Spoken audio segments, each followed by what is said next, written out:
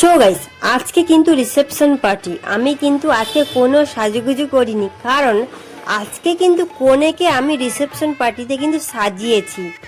অনেকটা দেরি হয়ে গেছে, তাই অনেক গেস্টরা চলে এসছে, এতটাই তাড়াহুড়ো যে তাই আমি স্বাভাবিক একটা ড্রেস পরে চলে এসেছি কনেকে গিফট দিতে।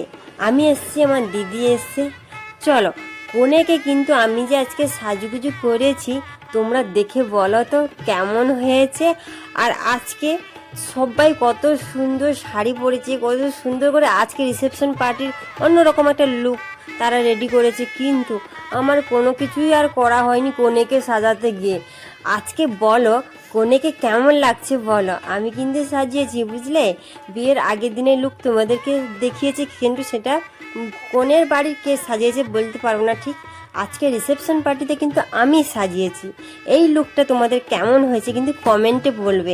ভালো লাগলে একটা লাইক, কমেন্ট, শেয়ার করে দেবে। বা